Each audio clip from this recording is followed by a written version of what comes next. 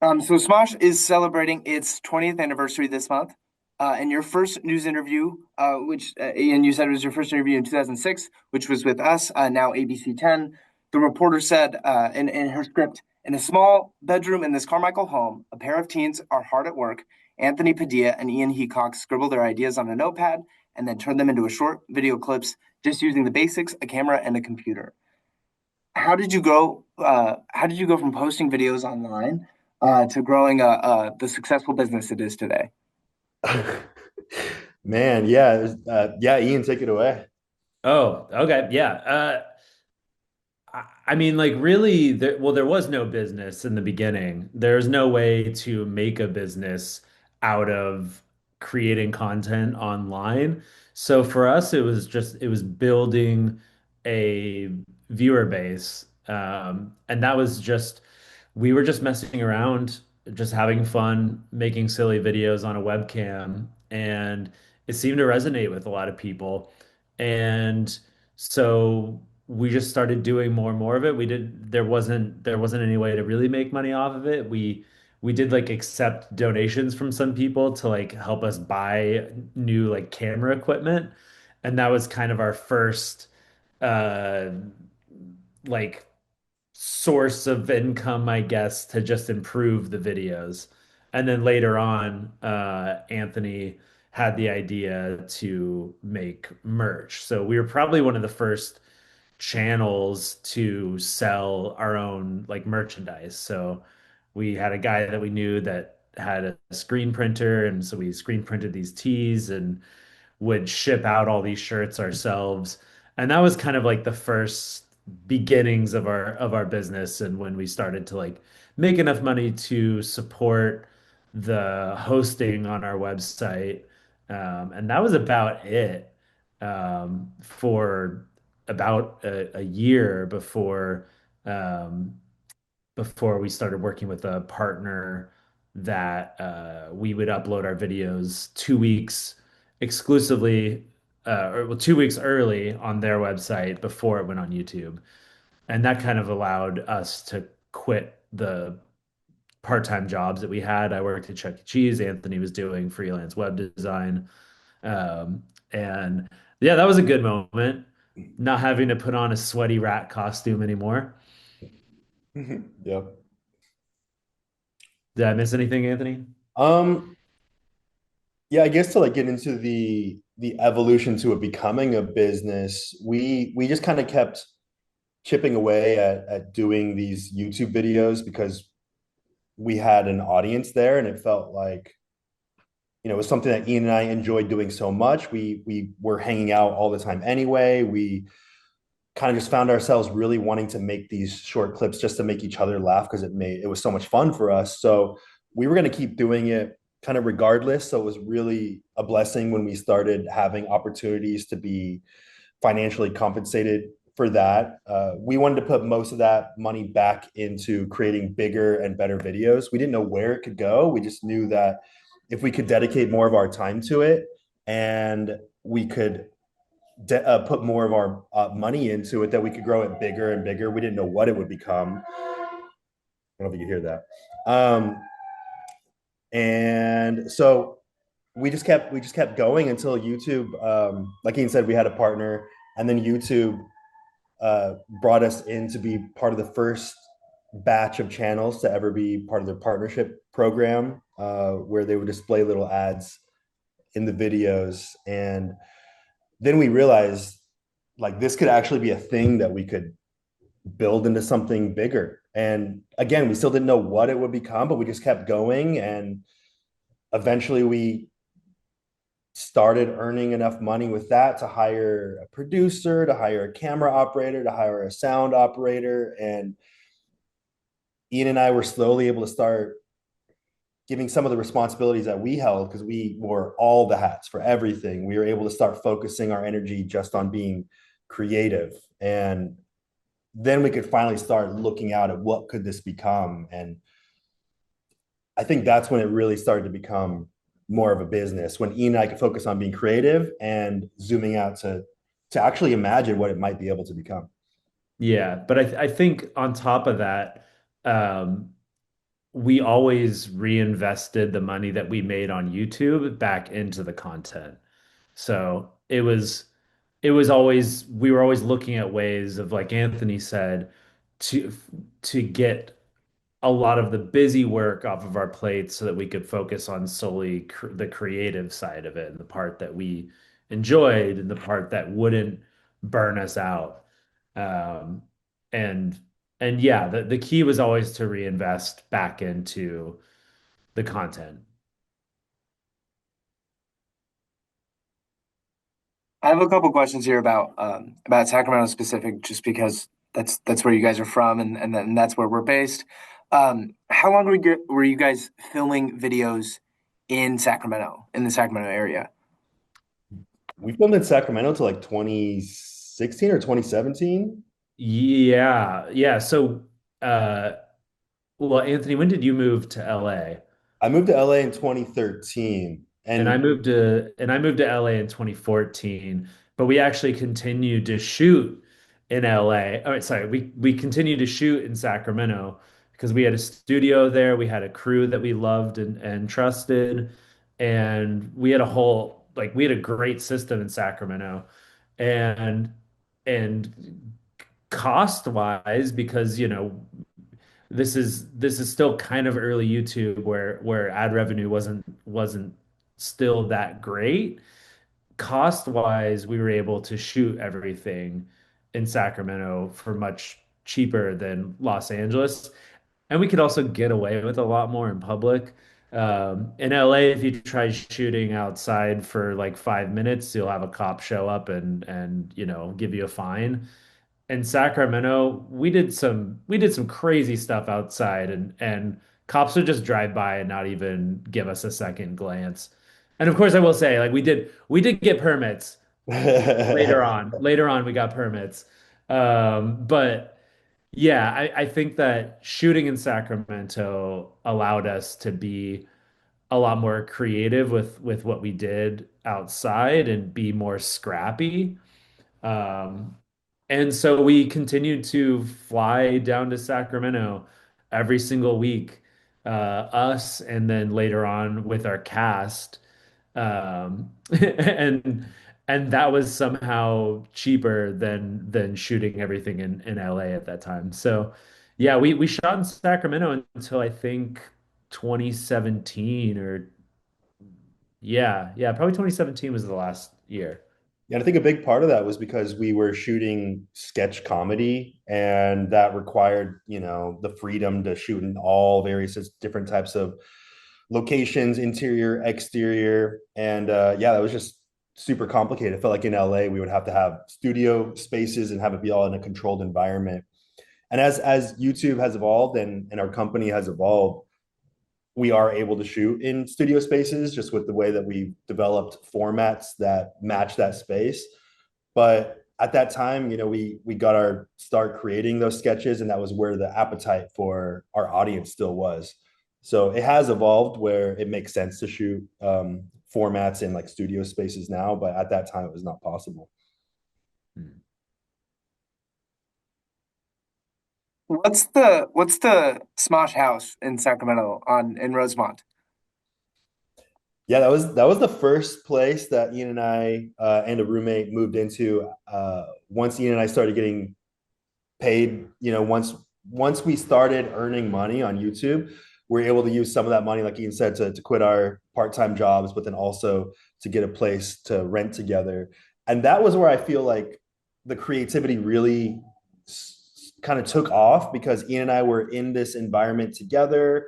We were focusing all of our energy on Smosh, and the whole house was like became a production house, from the interior to the exterior, and it The was park nearby that we would shoot at.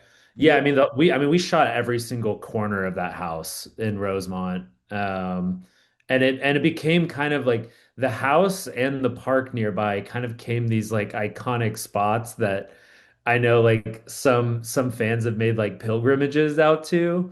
Like I know that for a time, I don't know if it still is, but somebody marked the Smosh house on Google Maps as a place of worship. which I think is really funny. I don't know who lives there now, but I hope people don't bother them too much. There was a But band that reached out to me and was like, "Yo, we were just playing a show in Sacramento, and we stayed with someone. Someone invited us to come like crash at their place, and we walked in. We're like, whoa, this is the Smosh house." They were like, "Oh yeah, we heard about that."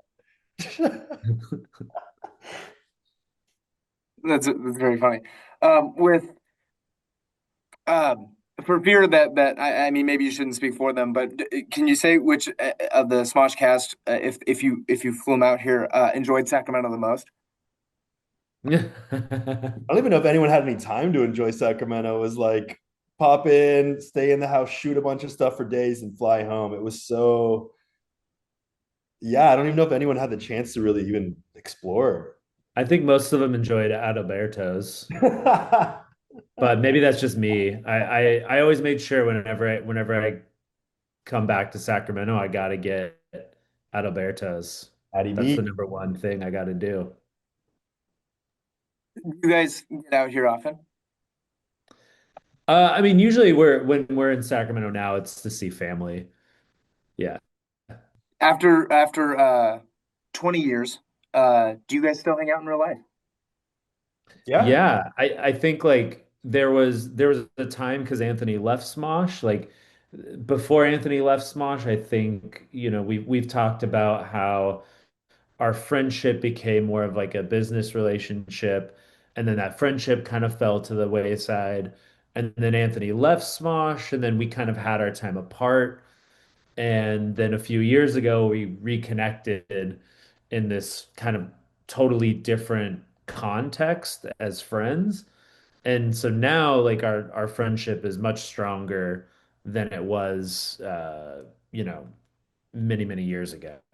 Yeah, and I feel like because we spent so many years turning our friendship into content, now when we hang out, we aren't necessarily like taking pictures together or anything like that. We're just like, playing video games together or just like chilling on my couch and having deep conversations, which is nice because for so many years it just evolved away from that to be entirely a business partnership. What are you most proud of that you've accomplished in 20 years? And this is a two-parter. What do you still hope to accomplish? The thing I'm most proud of is the fact that we've been able to create this environment where people coming in, whether they're cast in front of camera or the crew behind camera, they get to kind of live some of the dream that Ian and I were lucky enough to find and experience ourselves over the past 20 years. And there are a lot of cast and crew who grew up watching Smosh and other YouTube content and hoping that someday they could find some way to do that themselves. And it's just so cool to know that this thing that Ian and I created, not really knowing where it would go, has now given so many other people the opportunity to experience that joy as well. Yeah, I think for me, it's just that, there were definitely rough times at Smosh at certain periods of the 20 years. But I always believed in Smosh and believed in the whole story and what it could be for so many people. And I think that, making it to 20 years is just a very validating experience for me, being like, okay, I believed in it and it's still going. So I think that's, yeah, I would say that, yeah, this celebrating 20 years has been validating. I could tell everyone I was right. Yeah, Ian stuck it out during the hardest of hard times, even when I was like, I can't anymore. So, yeah, Ian, he deserved those flowers.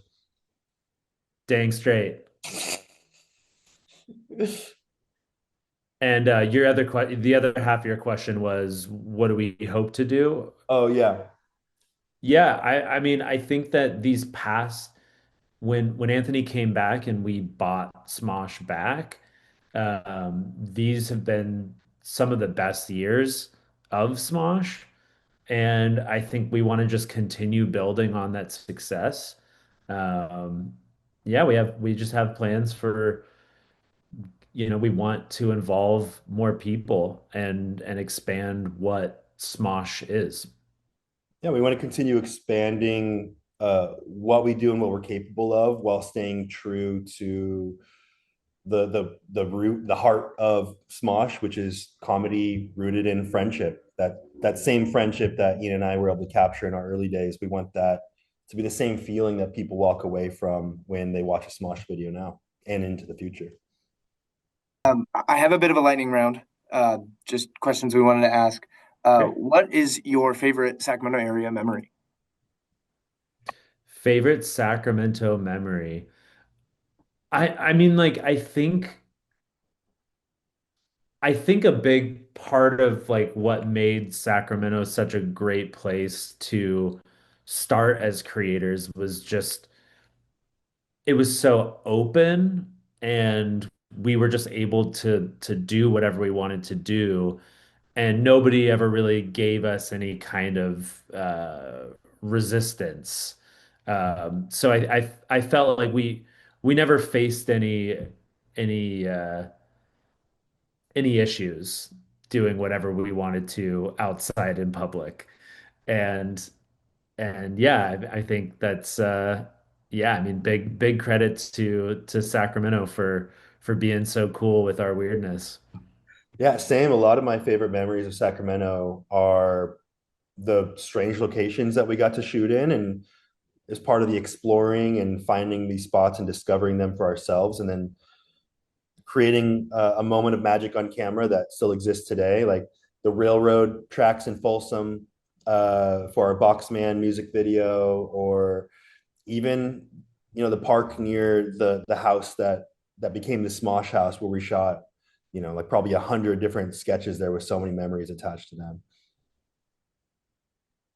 Is it true that there was a dance company in Roseville that are the backup dancers for the Assassin's Creed music video? Oh yeah, Yes. Yeah. Yeah. And I believe they were on America's Best Dance Crew. they were. Because we knew one of the guys that was in that. And so yeah, he hooked us up with them. Yeah, I think they're from Roseville. Yeah, I was watching one of the flashbacks. Dietrich's helped set it up. Dietrich's is from Roseville, is that correct? yeah. Correct. Yeah, Roseville or Sacramento, but he was the one that connected us with those guys. Okay. Um, and then what is so far, zooming out of Sacramento, what has so far been your favorite video? Man, it's so hard to say. Yeah, I mean,